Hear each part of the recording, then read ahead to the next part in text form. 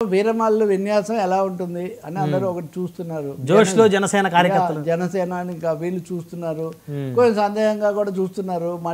మళ్ళీ ఇదే చెప్తారేమో, మళ్ళీ మన పార్టీ మన సొంత వ్యవహారం ఏంటి అన్నది, అది ఆ వాటాకి సంబంధించింది అంటే మెయిన్ నామినేటెడ్ పదవులా లేకపోతే కార్యవర్గాలు స్థిరం చేయటం ఇంకొక అభిప్రాయం కూడా బలంగా ఉంది. పార్టీకి యంత్రాంగం తయారు చేయకపోవడం వల్ల ఒకరో ఇద్దరో అనుచితంగా దీన్ని మొత్తం తమ గుప్పిట్లో పెట్టుకొని పెత్తనం చేస్తున్నారు.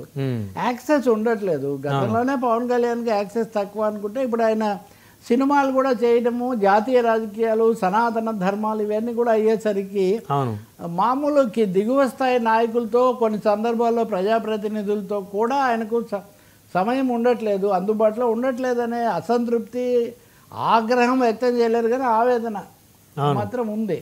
ఇదిగో బొలిశెట్టి లాంటి వాళ్ళు, శ్రీనివాస్ లాంటి వాళ్ళు బహిరంగంగానే కొన్ని వ్యాఖ్యానాలు చేయడం ఉంది. మూడవది, ఏ అసంతృప్తితో అయితే కొన్ని సామాజిక తరగతులు ప్రత్యేకించి బలపరిచాయో వాళ్ళని అందుకోగలుగుతున్నామా లేదా? ప్రతిసారి వాళ్ళే ఉంటారు అంటే మరి మనం ఎప్పుడు వస్తాము? ఇలాంటి ప్రశ్నలన్నీ వచ్చి ఉన్నాయి. అంటే 15 ఏళ్ళు అని చెప్తున్నారు కదా సార్, 15 ఏళ్ళు మనం కలిసే ఉంటాం. అది పెద్దది, ఇంకా అది చాలా